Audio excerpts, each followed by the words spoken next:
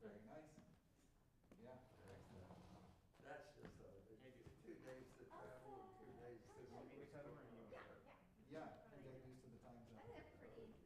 Perfect. Sounds good. Well, yeah, thanks for being here. This should be really Family all okay today? Everyone's doing well. Today is a good day. Today's a good day. That's good. Yeah. Well, I didn't realize the paper of the arts I would be having a private presentation. Sometimes, this is how it goes. We get, yeah. Well, I practically had that the first 3 weeks of last month. Across the street, essentially, by the Symphony Center. Oh, yeah. With La Musica. Yeah, La Musica, yeah. And that was really, the joy of it was all the people involved there, except one, After, right? I've known for years. Oh, it's classical. And they're top-notch people. Like when you bring in the principal viola of the New York Philharmonic, and Yeah, she's yeah. sitting there. But it's very processed and you do the lower left hand. Master of the radio system. All dear friends. It's special. Yeah, yeah. Yeah. Wonderful. My program is very confusing. Yeah. Oh, good, good. Yeah. All right, so just give me a minute. And Ron, just let me know when I can. Sure. I just have to start. Yeah.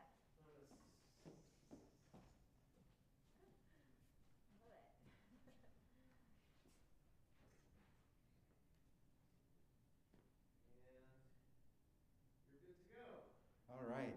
Well, good afternoon, everybody, and thank you all so much for being here. It's a real pleasure to see you at our artist conversation for JIJI, and we're really looking forward to the concert that's happening this coming Saturday at 8 p.m. right here in Sainer, with a pre-concert talk at 7:30.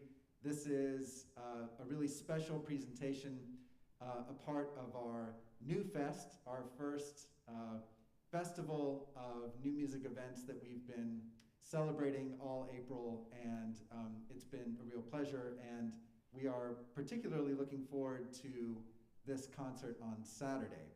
I want to, first of all, introduce myself. My name is Mark Dancigers, and I'm the Director of New Music, New College, and Professor of Music here at New College of Florida. I would like to thank the administration of New College of Florida. Thank you to our supporters and sponsors. Thank you to the Mellon Foundation and several other entities that have supported our work. I will go through an extensive list on Saturday, but I wanted to just start by acknowledging what a team effort putting on this series is, and acknowledging the support of so many to make it possible. We're very happy to do it. I'd also like to extend a welcome to those who are joining us on live stream. And thank you for joining us. Our guest, JIJI, has been called, I hope you don't mind me giving a little introduction here, has been called by the Washington Post one of the 21 composers and performers who sound like tomorrow. And her career is notable in a lot of different ways, a broad range of collaborators and projects, also a number of notable firsts. JIJI is the first guitarist to win the Concert Artists Guild competition, first place in 30 years, and that was in 2016. Yeah. She's also, I believe, among the first guitarists ever admitted to program at Curtis Institute of Music. So some pretty special accomplishments. And she's also the first guitarist whose bio reads at the end, she enjoys cooking and creating weird sounds on Ableton. And if you don't know what Ableton is, it's an electronic music software that is used in music production of all kinds. And that sentence opens a door into some of the other activities that she does. So including DJing, improvising, making her own music, experimenting as a creator beyond the performance work that she does as a guitarist, for which she is quite renowned. So we're really excited to present JIJI this afternoon in Artist Conversation. The format of our Artist Conversations is usually that we'll hear a little bit of music and then sort of open it up. We have a small crowd here today, so we can really get a conversation going. And so that is what we'll do. So please give a welcome to JIJI, and she will play a bit for us. Hi, everyone. The first piece that I'm going to play for you is very special. I actually don't want to give too much yet. I'd love to talk more about it. This is by one of my very close friends and Latvian composer Chris Ausnieks. But I will give you kind of a really a personal story, because I always think it's funny how we work together. We've known each other in grad school, and after we graduated, he gifted me this piece, Core, which is a very virtuosic and very challenging piece. And he's not a guitarist. He plays a lot on the piano. So when I received the piece, I was like, Chris, this is not playable. I don't know, I can't play this. This is impossible. And can we please, slow down the tempo? Because the first tempo that it was insanity. And I said, this is impossible. And I actually gave him some corrections that maybe changed a few notes. And I don't know if you ever witnessed the most passive-aggressive email chain ever in life. That was our communication with Chris. I'll send him the email, and then he'll say, well, JIJI, this piece is, it needs to be the way it is. And then he did make some revisions, but not a lot. And he says, all the best, thank you very much. And then I'll write back, dear Chris, with all the respect. And it's just this back and forth, quite a passive-aggressive and exciting email chain. But on that note, I'm really glad that Chris stood on his ground and really have me work on his vision, because that's the most important thing, right? I'm coming from a performer perspective. I want to do everything perfect, which is terrible. We'll get to that later. Lots of childhood stuff, But nonetheless, I realized, okay, let's try to understand what his vision is. And I had to redo my technique, my guitar technique. I had to approach it like a totally different piece, not a guitar piece. So I just wanted to kind of give you that. And this is guitar with live processing, so you'll hear some very interesting sounds. So this is Core by Chris Ausnieks.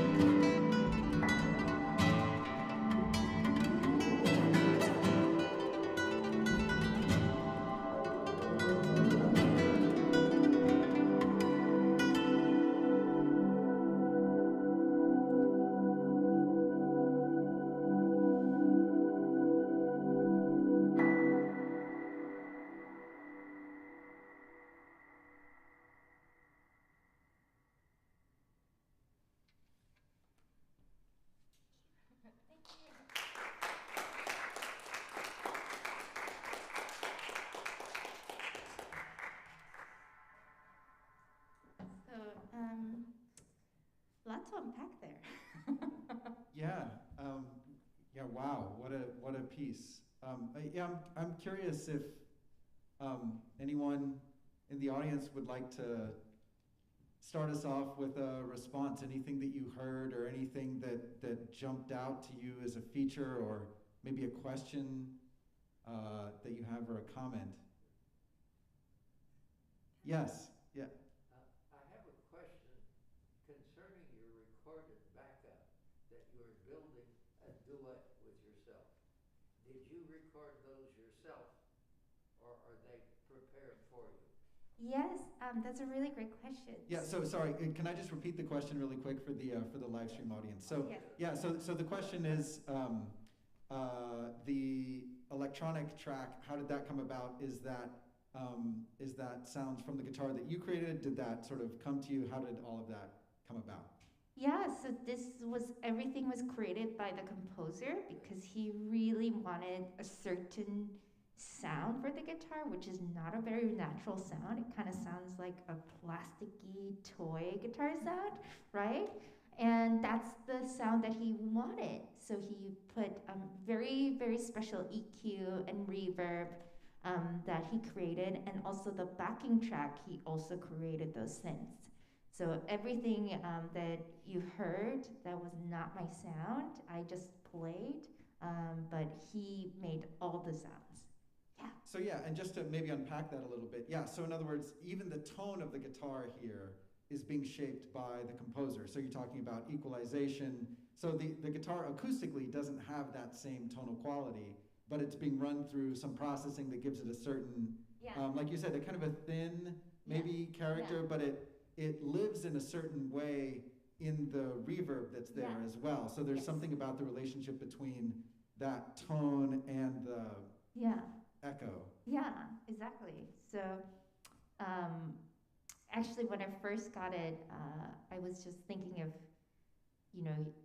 he sent me this MIDI recording, and I was like, okay, that's really interesting. And he was just like, I want your guitar to even sound kind of like that. And I was like, oh, that's a MIDI guitar. But yeah, so it has that kind of that fake quality, that not the real guitar sound, which was a very, it was a challenge for me. Just like, oh, guitarists, we have to like think about tone, warm sound, and nice sound, but this is of its own aesthetics, right?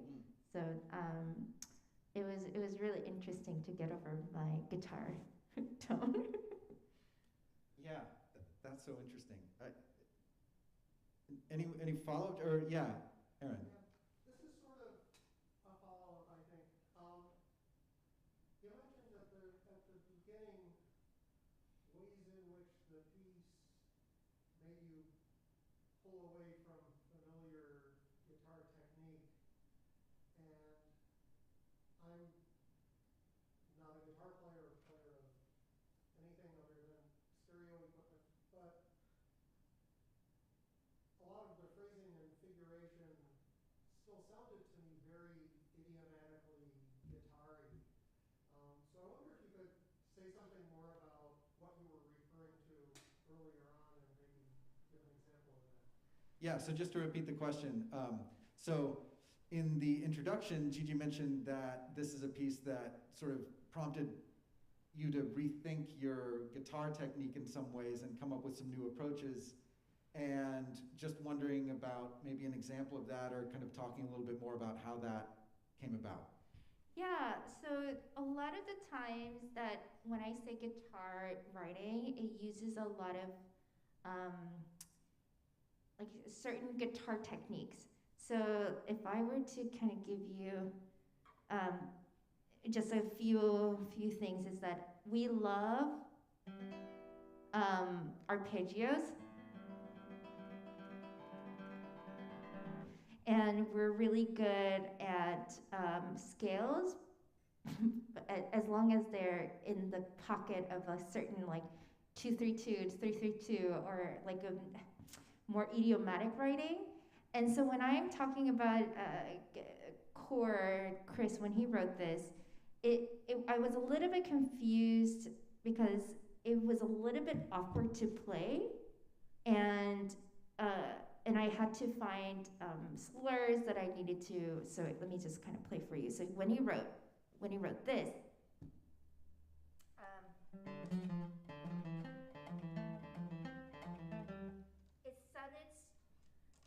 it sounded to me very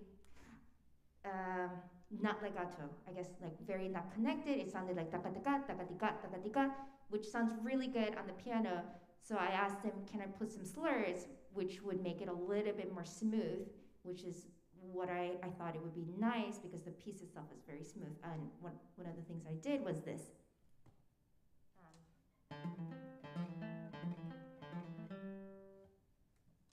So you can see the lines are a little bit smoother.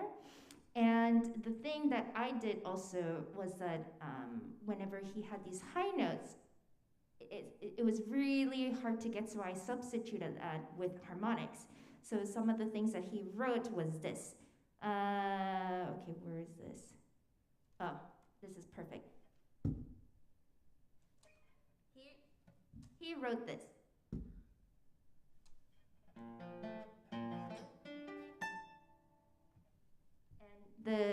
The thing that I changed was this.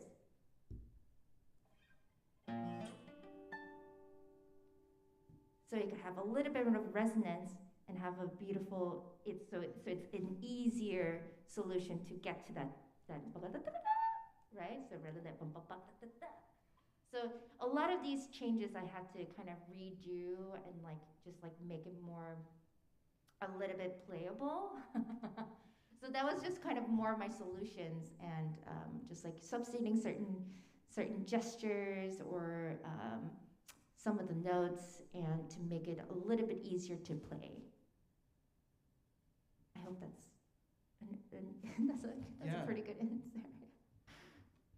No, that's great, and it also, as you're demonstrating some of the technique, it makes me notice a bit more. One of the striking things about that piece that I was sort of trying to pay attention to as you were playing was, it's almost all what we think of as like single note writing in a sense for the instrument. So there's not a lot of like counterpoint or chords, or counterpoint in the sense of counterpoint on the guitar. Of course, there's a lot of counterpoint that's kind of embedded in the single line, and counterpoint between what you're playing and the electronics. So it's not that there's not sort of a dimensional interplay of some kind going on at all times. But the writing it focuses so much on that kind of single note work, and at the same time you're holding these really sort of kind of shapes with your hand that are making some of those single note lines possible. Yes. And yeah, I don't know, maybe you could just talk a little bit about that. Like what's that like for you as a player to do a piece that's so much in that kind of singular zone? Yeah, so one of the things that for classical guitar, it's all about resonance, and that's what makes it more connected and sound really nice. And the really tough thing about guitar is there's like a million ways to do the same shape, just the same note. So let me just kind of give you certain spots, like here, just this chord.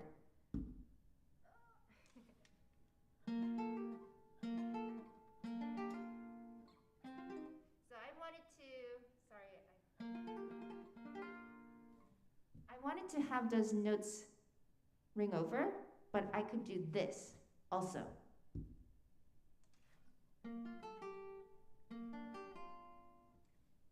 I could do it there, or I could do it anywhere positions of the guitar. So this is like a lot of the times that I spent with the new piece is like I go through fingerings to make it sound nice. And that's basically like my first week or 2 weeks of work of just like, okay, how can I make this nice, and going from A to point B, what do I need to do, and finding the path, because there's like a million ways that you can figure out fingerings. As a guitarist, I'm sure you do too, right? Yeah, it's one of the joys and challenges for sure. Yeah, that's great. I'm wondering too if you could just maybe say a little bit about your interpretation of the title of this piece. to me, it got me thinking about that middle moment of electronics and the kind of open guitar gestures, maybe like at sort of at the core of the piece. Yeah. You're having this experience, but I don't know. There's other ways to read it. I'm just curious what your sense of it is. So the core meaning also like known as heart and core and he when he first gave this piece, actually it used to be called Strings, and then he changed it because he really liked our interaction so much. Then he was like, oh, this our relationship, our kind of this working together, and then the title came later. But my interpretation was very like just this kind of feeling of always on edge of this first part, that really the running of the notes, and it's just always so high. And I always feel this kind of this instability, but also like I'm just gonna trust myself that I am able to know where the high A is or high B is. And it's this like really kind of a really fun piece to play, because like there's just so much joy of the challenge itself, and just like knowing that this is like quite scary. It's like you're on the, I don't know if you ever, there's this beautiful place in Sedona. It's called the Devil's Bridge, and it's this really, really scary cliff, and you know you have to walk on it to get a really nice photo. But it's like that feeling. It's like, okay, you know you're safe, but that feeling of, oh, I could fall. So there's that kind of feeling of like, oh, and then the middle section, I'm just like, I made it, and I can breathe now, and that's like this feeling of like I'm safe. Yes, the change of scenery, and it's so also like an uncomfortable thing. You know, you don't really have a moment where the player on stage don't play, right? And that kind of like feeling of like that, also that kind of awkwardness and the uncomfortable feeling. Chris is so good at creating these moments, right? And but you gotta kind of trust yourself, and you're in the moment, and just like have everyone be there with you and experience this feeling. And it's a really beautiful moment. And then the third part is just like insanity, just ridiculous. There's no breathing, and it's just like this chaos, and it just ends. So there's like these three big moments in the piece, and how I interpret it, it's like it's very alive piece, you know. And it really depends on like, you know, I feed off of a lot from the audience, and it's like it's a very like it feels so different every time I perform it, and it's a very like alive piece. I think that's how I interpret it. Yeah, fantastic. Any other? Oh, yes, in the back. In the back. So I wanted to just make a comment about that really freaky interval in the center, because it is very unusual. And what I loved when you started to play and then stopped again at the end, and then started to play a little, you know, and started to play a little more. And then the third or fourth time you were playing these lovely low notes, and it was because I heard, you know, it's not silence, but there's this kind of stasis, and Yeah. there's the electronic very, you know, moving, which is very un-guitar-like, the kind of wash of the nice sounds. When you play those low notes, they stood out to me like, it sounded like all of a sudden you were playing like a bass acoustic guitar. You know, Right. They sounded like hyper low for some reason, which is very, very cool. Yeah. So the comment is basically that just due to all of the open space in the middle section of the piece, then when you do sort of enter in the low register, like in particular, there's something about that that's really striking, because yeah, there's been such an absence of you playing and that particular sort of place on the instrument. Yeah. It's really cool. Yeah, great. Any other questions or comments about this particular piece? Because maybe we could hear one more. Are you up for playing one more for us? Yeah, I mean, are you up for one more? I think so. I'd love to play just kind of this legendary composer's work because I have so much respect, and it's so special for me to have worked with Tanya Leon, who is a recent Pulitzer Prize winner composer, and she is just like the best. I mean, she's so humble, so nice, and like the nicest person I've ever worked with. And I was fortunate enough to work with her on her pieces, Bailarín and Paisa Nos Hemos, last October for Bangana Can Marathon. And one of the things was that I've always wanted to play this piece, but I always just thought it was like, oh my gosh, it's so hard. And the great thing about working with living composers is that you can call each other. Woo, I can't do that to Bach. And it's like, hey, man, what do you want? This fugue, it sounds insane. But with Tanya Leon, she gracefully, graciously, just said, oh, well, I'm gonna help you out. I'm gonna show you the secrets of the piece, and it was a really, really cool phone call. And the thing is, I'm a very nervous person, and I was like on the phone. I was like, oh, Miss Leon, oh my gosh, it's an honor. Oh, I'm speaking with you. Oh. And she was like, well, JIJI, I love that you play electric guitar. Oh my gosh, I love it. And so my piece is all about palm trees. And I was like, Miss Leon, palm trees, tell me more. She's like, there's these abrupt moments that you have to feel like they're the palm trees for you to rest. It's like a little oasis. And then everything is Kuan folk dance rhythms that I've kind of chopped into little chunks. So everything is about dance. It's very rhythmical. And I was like, yes. And the next thing she says, I want you to play as fast as you can. And I was like, Miss Leon, did you see what you wrote? It's really But you know, I'm a middle child, and I crave attention and love and validation, so I'll do anything for that. So just giving you a lot of details here. So I really like, I always send her the recording, and she says faster, and then I'm like, okay. There's no more left in me. But just letting you know, Bailarín is a really, really cool, amazing piece. It's very, very guitaristic. There's a lot of scales, there's a lot of chords, and also there's a lot of cool rhythm. And at first it just sounds really complex, but then there are moments of like this beautiful groove that happens. And then also the stillness. So it's always about time and the fluidity, and then the pocket that happens in the piece. So this is Bailarín by Tanya Leon, and this was dedicated for my former teacher, David Starvin.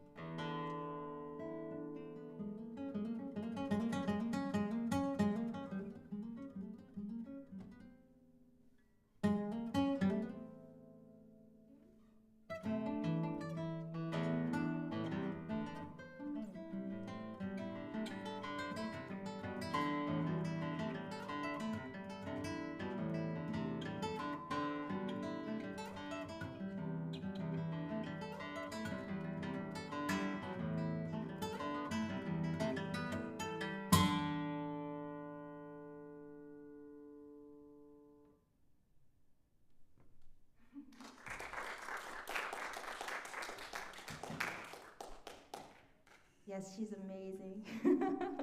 Wow. Any comments or responses to that piece by Tanya Leone? Yeah, I have a, I mean, yeah, it's quite energetic, but there's also she seems to, it seems to embrace a kind of a chaotic almost Yeah. approach at times, you know, I mean, you mentioned that there's like dance rhythms that are being sort of put into small pieces and rearranged and reordered, but there's more than that. I mean, there's Yeah. a kind of a intense Yeah. energy of just sort of like creating. Yeah, I don't know. Yeah, yeah. A lot of there's like a sense of upheaval almost. Yeah, and it's like go. There's like no moments of like. There's one moment of like harmonics. It's like ooh, boom, boom, boom, boom, boom, boom. But it's like it's kind of a go energy. It's never laid back. She said it's like, oh, guitarists love to rush. That's the whole thing. That's the whole. And then that's why she always said like those scale moments. It's like, do your thing. And I was like. She's like, the guitarists love to rush theirs. I mean, like the guitarist always loves to rush. Yeah. And then I was like, and she's like, yeah, I want to highlight that. So I want you to rush this as much as like. So it's always this like forward motion. So it always feels like I'm gonna fall onto the ground, and that's actually a really cool thing that you say that. Yeah. It keeps kind of finding the next gesture and the next gesture and the next, and then the next rhythm and the yeah. Did anyone hear the palm trees? Actually, the palm trees are actually just the chords. She says those are the palm trees. Yeah. Wow. That's interesting. She's like, well, visually they look like palm trees. Yeah. And I was like, oh my gosh. I should put a little bit of leaves on it. Yeah. It's so funny. Yeah. Any comments or responses? Yeah. Questions? Yeah. So in your collaborative process with Tanya, was it compared to the last piece? How much more did you find the writing to be like already set? I'm not sure how her writing is for guitar, but was it already sort of guitaristic like that, or was it? Yeah. That's a Yeah, so the question is, compared, between the two pieces, and thinking about the collaborative process and your back and forth with the composers, which you had in both cases, which is pretty amazing. How did you find the writing in terms of adjustments that you made, or thinking about fingerings, or that kind of thing? So this was written for my former teacher, David Starvin, in 1980 something or 90s. I'm not sure. This was part of his album called The Dance Music. And so when I first got the score, there was no writing. And the recording that David played was a little bit more slow, I guess. So when Tanya asked me to play, she was like, I want you to play as fast as you can. Like, I have a different perspective now. I really want it to be fast. So there was a lot of moments that I asked her, what are some of the things that I could do to bring out, and she basically said, if you can just play this as fast as you can, I don't care. But I really became true to the score. I didn't change anything. I think I changed one chord to just make it a little bit more, I just took one note out of the chord so I can do the jump, and she was okay with it. She said I couldn't notice, and I was like, great. But everything else, I think it's the way it was written. So not a lot of, none changes. Yeah. And so it's interesting, too, that this is a piece from, you said the year, what, 1980 something or 90s. It was the Yeah. late 80s, yeah. But yeah, so this is, in a sense, I mean, an older contemporary piece than the first one that you performed, right? Which is a piece from... last year, or 2 years ago, yeah. Yeah, so just within a couple of years.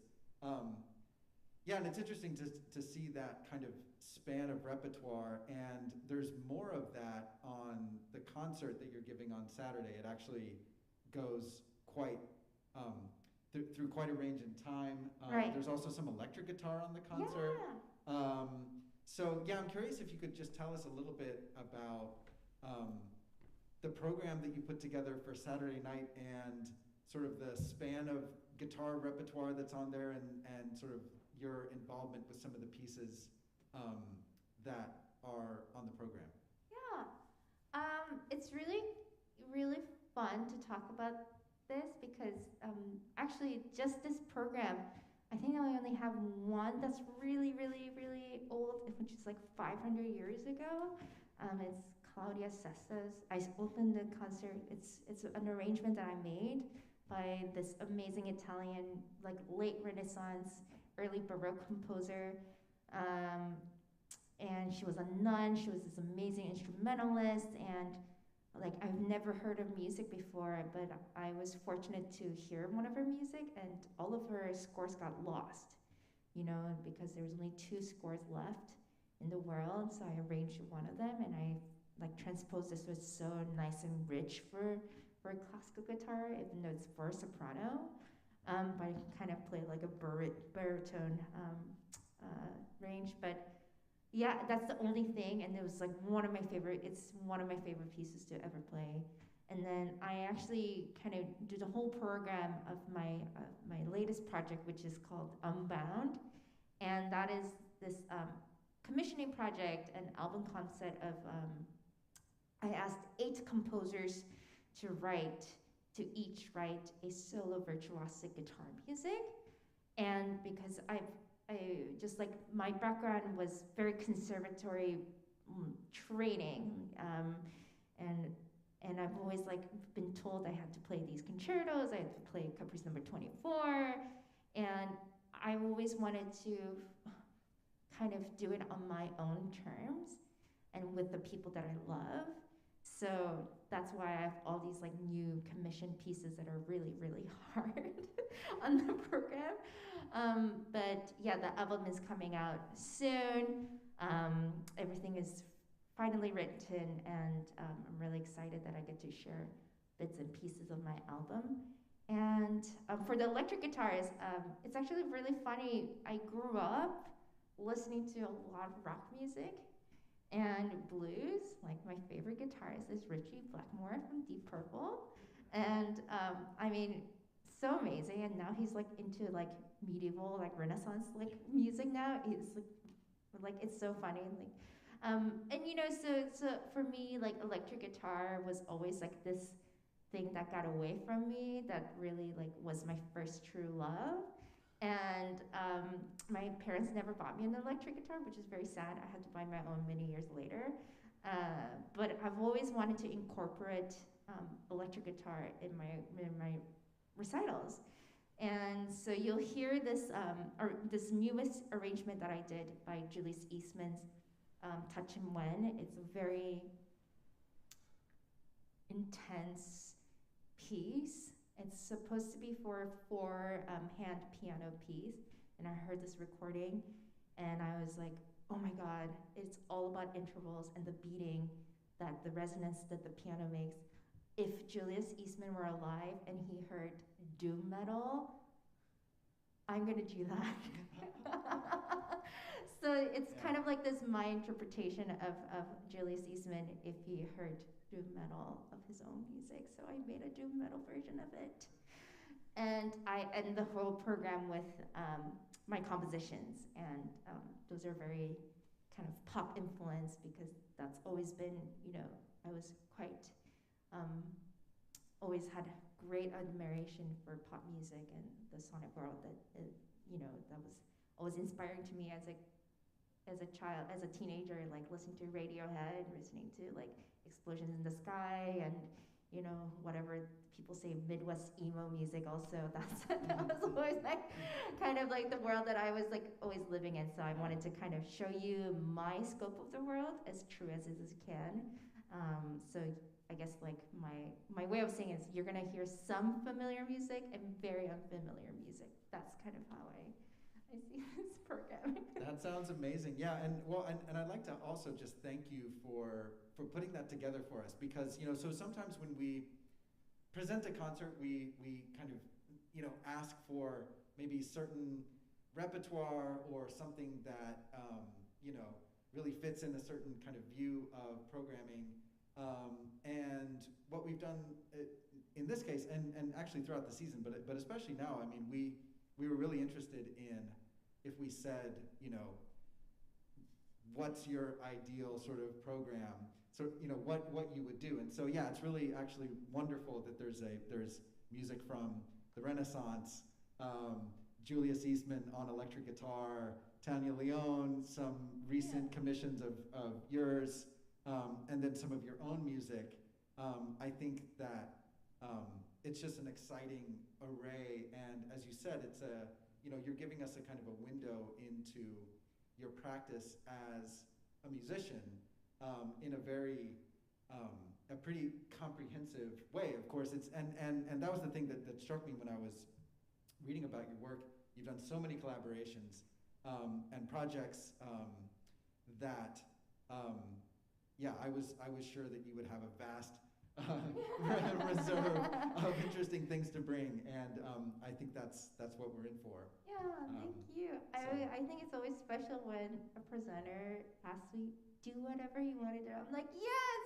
I'm gonna be really weird. Yeah. And we will be here for it. So Yay. yes. Thank you for believing in me. Yeah, no, absolutely. Yeah. So I encourage everyone to come on Saturday evening. We're really looking forward to the concert, 8 p.m. Right here in Sainer with a 7:30 pre-concert talk. Bring your friends. Let people know this should be a really special event. And thank you so much to JIJI for the artist conversation. Thank you, everyone. Thank you, Mark.